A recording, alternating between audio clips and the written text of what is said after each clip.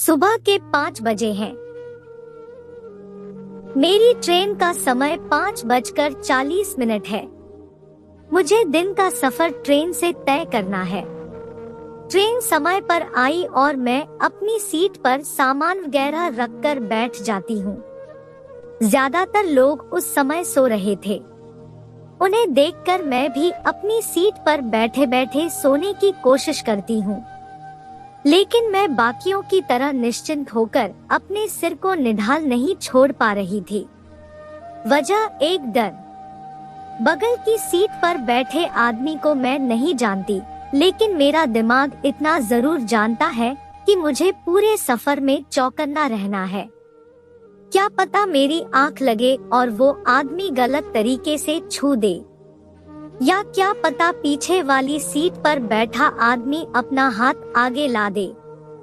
ऐसा मेरे साथ पहली बार नहीं हुआ है। जब भी अकेले घर से बाहर कदम रखा है, मंजिल पर पहुंचने तक ऐसे ही ख्याल आते हैं।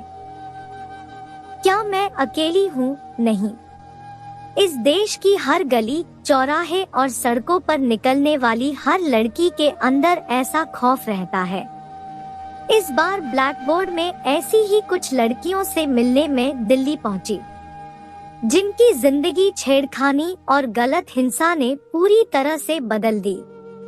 वो हर रोज एक बेनाम डर के साथ जी रही है। दिल्ली का बुराड़ी इलाका। यहाँ घर इस तरह से बने हैं जैसे किसी ने गोंद से चिपका दिया हो। यही एक गली में एक लड़की का घर है। जब मैंने गलत संबंध, हिंसा की शिकार लड़कियों से बातचीत करने की कोशिश की तो ज्यादातर ने कैमरे के सामने आकर बात करने से मना कर दिया। आखिरकार वो लड़की मिलने के लिए तैयार हुई। फोन पर मैंने उनसे साफ साफ पूछा, आप कैमरे पर ये सारी बातें अदा पाएंगी ना?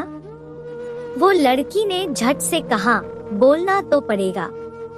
गलती भी वो करे और चुप हम रह जाएं, ऐसे तो नहीं चलेगा। फाइनली वो लड़की से मिलने पहुंची हूँ।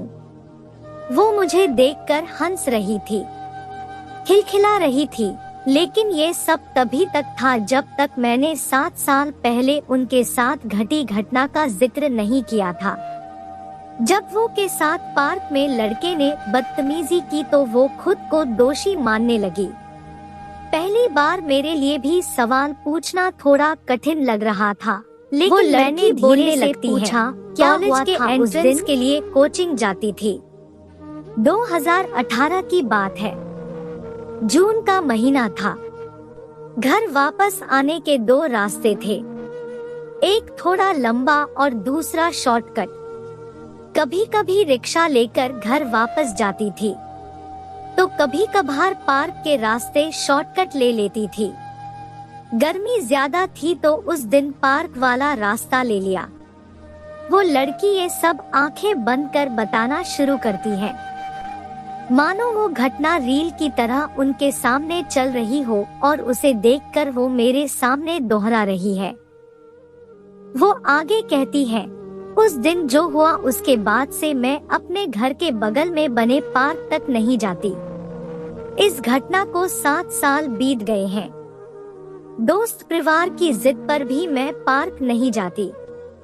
1-2 बार गई भी तो घबराहट के मारे वहां रह न पाई। उस दिन तो घर आकर खूब रोई। आखिर पार्क में ऐसा क्या हुआ था उस दिन? मैंने पूछा। वो भारी आवाज से कहती है, मैं अपने रास्ते जा रही थी। तभी मेरे पास एक लड़का आया। मुझसे बड़ी शराफत से पूछा, आपको पता है दरगाह किस तरफ है? मैं बस थोड़ा पीछे मुड़ी और एक तरफ इशारा किया कि हाँ भैया वहाँ पर है। जैसे ही मैं मुड़ी उसने मेरे दोनों पैरों के बीच तेजी से अपना हाथ लगा दिया। यह सब सिर्फ कुछ सेकंड में हुआ। मुझे समझ ही नहीं आया कि आखिर हुआ क्या मेरे साथ। मैं वहाँ सन्न खड़ी रह गई। मेरे लिए उस कुछ सेकंड में सब कुछ रुक सा गया। वो लड़का वहाँ से आराम से जा रहा था।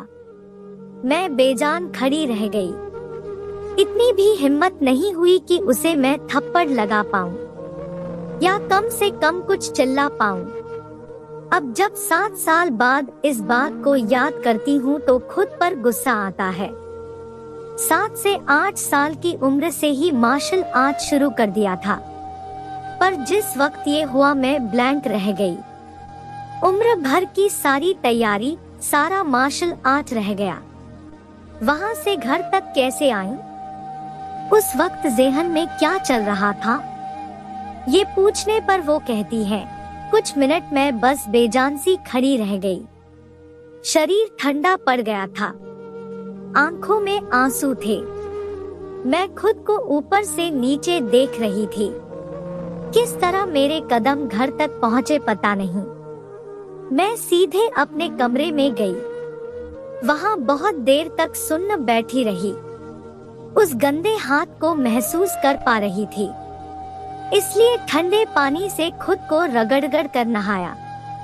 मैंने उस लड़की से पूछा, इसके बारे में किसी को बताया नहीं? कहती है, कुछ समझ नहीं आ रहा था। पता था कि मेरे साथ गलत हुआ है, लेकिन मैं ये बताऊं भी तो किसे? उस दिन के बाद मैं खुद ही चुप रहने लगी। घर पर न भाइयों से बात करती, न मम्मी पापा से। कुछ दिनों के बाद माँ ने नोटिस कर लिया। उन्हें शक तो हो गया था कि कुछ गलत हुआ है मेरे साथ, पर वो भी इतना बुरा नहीं सोच पाई थी। उन्हें लगा कोचिंग में कोई दिक्कत हुई होगी। 1 हफ्ते हो गए थे इस बात को। मैं गुमसुम रहती, कहीं बाहर जाने की हिम्मत नहीं होती। एक दिन माँ मेरे पास आई और पूछा, कुछ हुआ है क्या? वो कहती है कि बस इतना पूछने की देरी थी। मैं इतने दिनों से जो गुस्सा और दर्द छिपा रही थी वो फूट पड़ा। मैं उनसे लिपटकर खूब रोई। देर तक सिर्फ रोती रही। हिचकियां लेती हुई मैं सिर्फ रो रही थी, मुंह से एक शब्द तक नहीं निकला। माँ ने शांत कराया। मैंने सारी बातें मेरी पूरी बात सुनी। शायद ये भी मुझे एक बार था जब माँ से मेरी इन चीजों पर भरोसा नहीं कर पा रही थी कि जिस बेटी को हर बुरी नजर से बचाने की मन्नतें वो मांगा करती है, उसे किसी और की गलती की सजा अब उम्र भर भुगतनी होगी। उसके दिमाग में ये डर ताउम्र के लिए घर कर जाएगा। पूरी घटना पर माँ के शब्द थे, मर्द समाज ऐसा ही है, तुम्हें खुद ही संभल कर चलना होगा। मुझे बिल्कुल उम्मीद नहीं थी कि मेरी गलती नहीं थी, फिर भी मुझे सीख दी जा रही है। तुम ही ठीक से चलो, तुम ठीक से बैठो, तुम्हें ही ध्यान देना चाहिए। वो लड़की गुस्से से कहती है कि एक वो वक्त था और आज का वक्त है। दुनिया को देखने का मेरा नजरिया ही बदल गया। मैंने खुद को 1 साल तक घर में कैद रखा। फिर लगा कि ऐसे तो मेरी दुनिया नहीं चलेगी, इसलिए धीरे धीरे खुद को नॉर्मल करने लगी। क्या अब आप उस घटना से उबर चुकी है? वो लड़की कहती है, सवाल ही नहीं। आज भी वो घटना मुझे हॉन्ट करती है। अब भी किसी पार्क के रास्ते से कहीं नहीं आती जाती। जब भी अनजान लड़कों को देखती हूँ खुद को समेटने लगती हूँ। वही डर वापस आ जाता है। कोई रास्ता रोककर कुछ पूछना चाहे तो लगता है कि कोई फिर उस तरह की हरकत न कर दे। 2 सेकंड के लिए वो लड़की चुप हो जाती है, फिर कहती है, मैं मरूंगी, शायद तभी ये डर खत्म होगा। और वो फिर शांत हो जाती है। वो लड़की से मिलने, उसकी कहानी जानने के बाद अब जब मैं बुराड़ी की गलियों से निकल रही हूँ तो शाम हो चुकी है। मैं भी पूरे रास्ते बस ये सोचती जा रही हूँ कि बस सही सलामत होटल पहुँच जाऊँ। अगले दिन द्वारका में रहने वाली सोनिया से मेरी मुलाकात हुई। सोनिया ने मिलने से पहले कुछ शर्त रखी थी। वो यह कि मैं उनके घर पर नहीं, कहीं बाहर उनसे मिलूं। दूसरी यह कि सूरज ढलने के बाद वो कहीं नहीं मिल सकती। 6 बजे के बाद वो घर से बाहर नहीं रह सकती। वजह पूछने पर कहती है कि 2018 के बाद वो देर शाम बाहर नहीं रहती। जब मैं उनसे मिलूंगी तो वो डिटेल में सारी बातें बताएंगी। इन्हें बताया गया कि घर के बाहर कैसे बिहेव करना है। खैर, हमारी मुलाकात एक पार्क में होती है। सोनिया बात की शुरुआत ही तारीख और समय से करती है, जैसे किसी ने उस दिन को पत्थर पर लिख दिया हो। कहती है, 10 नवंबर 2018 की बात है। मैं 11th में थी। उस दिन कोचिंग छूटने में थोड़ी देरी हो गई थी। रात के 8 बज गए थे। मैं घर पैदल ही जाती थी। रास्ते में एक जगह रोड क्रॉस करना होता था। मैं रोड क्रॉस करने लगी। अचानक लगा कोई मेरे पीछे पीछे चल रहा है। मैंने अपने चलने की स्पीड बढ़ा ली। तभी उस आदमी ने तेजी से अपनी उंगलियों को मेरे दोनों पैरों के बीच लगाया और अजीब सी आवाज निकाली। मुझे कुछ समझ नहीं आया। मैं चिल्लाई और रोने लगी। मैंने बीच में टोका, उस आदमी को देखा, फिर वो कहाँ गया? वो मेरे सामने भाग रहा था। मेरी आवाज सुनकर 4 लोग पास आकर खड़े हो गए। सब उसे भागते हुए देख रहे थे। वो पीछे मुड़कर मुस्कुरा रहा था। पास खड़े लोग मुझसे पूछे जा रहे थे, क्या हुआ मैडम, क्या किया उसने? लेकिन मैं कुछ बोल नहीं पा रही थी। वहां से हिल भी नहीं पा रही थी। ऐसा लग रहा था कि किसी ने मुझे बांध दिया हो। सोनिया इस घटना के लिए खुद को दोषी मानती है। उन्हें लगता है कि उस वक्त वो थोड़ी बड़ी होती तो उसे दौड़ा कर पकड़ लेती, या फिर थोड़ी अलर्ट रहती तो ऐसा कुछ उनके साथ नहीं होता। कितने दिन के बाद आप नॉर्मल हो पाई? सोनिया कहती है कि उस वक्त मैं बिल्कुल ठंडी पड़ गई थी।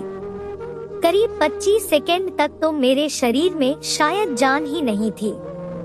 मैं बिना रिएक्शन खड़ी रही और फिर मैं सिर्फ चिल्ला पाई। उस रात से लेकर अगले कई दिनों तक मुझे सिर्फ रोना आता था। दिन रात का कुछ फर्क नहीं पड़ रहा था। उसका वो घिनौना चेहरा मेरी आंखों में जैसे कैद हो गया था। मैंने स्कूल जाना छोड़ दिया। बुखार अलग से चढ़ गया। मेरा प्री बोर्ड चल रहा था, वो भी छूट गया। उस रास्ते से दोबारा कोचिंग जाने के ख्याल से भी डर लगने लगा। मेरी जिंदगी में अब तक का ये सबसे बुरा वक्त था। छेड़खानी को जो लोग एक छोटी घटना समझते हैं, उन्हें बता दूं कि यह रेप जितना ही दर्दनाक है। दिमाग काम करना बंद कर देता है। आप इतना समझ ले कि मेरे अंदर जान थी, लेकिन मैं बेजान सी पड़ी थी। ढलती शाम की तरफ इशारा करते हुए वो कहती है कि अब अंधेरा हो रहा है। मुझे घबराहट हो रही है, साथ ही चिंता हो रही है कि अब मैं यहाँ से जाऊंगी कैसे। आप प्रार्थना करिए कि मेट्रो समय से मिल जाए, फिर घर के पास वाले मेट्रो स्टेशन पर पापा आ जाएंगे मुझे लेने। यह कहकर सोनिया उठ खड़ी होती है। मैं चलते चलते पूछती हूँ, उस दिन घर कैसे गई थी? कहती है कि मैंने रोते रोते ही पापा को फोन किया था। इतना कहकर मुस्कुरा देती है। फिर सोनिया के चेहरे पर एक मुस्कान बिखरती है। वो मुस्कान जिसे देखकर साफ था कि वो गहरे दर्द को छुपाने के लिए थी। वो उसी मुस्कान के साथ कहती है कि उस दिन मैं फोन पर रो रही थी, लेकिन इतनी हिम्मत नहीं हो रही थी कि मैं माम पापा को सच बताऊं कि मुझे कहाँ टच किया गया है। पापा को बस इतना कहा कि मुझे पीठ पर किसी ने मारा है। घबराए हुए माँ, पापा और दीदी वहाँ मुझे लेने पहुँचे। दीदी मुझे देखकर समझ गई थी कि मेरे साथ कुछ गलत हुआ है। मैं गाड़ी में खिड़की के बाहर देखते हुए रोए जा रही थी। जब दीदी ने धीरे से पूछा, इतना क्यों रो रही है तू? तब मैंने उसे बताया कि मुझे पीठ पर टच नहीं किया है। मेरे दोनों पैरों के बीच टच किया है। महीनों तक मेरे घर में ये बात सिर्फ दीदी को पता थी। कुछ समय बाद मैंने फिर मम्मी को बताया। पापा को ये बात पता है या नहीं, मैं खुद नहीं जानती, क्योंकि मेरी कभी हिम्मत ही नहीं हुई कि मैं पापा से ये बता सकूं। अब भी उस रास्ते पर जाना होगा है। हाँ, वो रास्ता मेरे घर की ओर जाता है। रोज उस जगह को देखती हूँ। रोज याद आती है कि मैं इसी जगह पर खड़ी थी, यही मेरे साथ वो हादसा हुआ था। जब रोड पर चलती हूँ कोई पीछे से आ जाए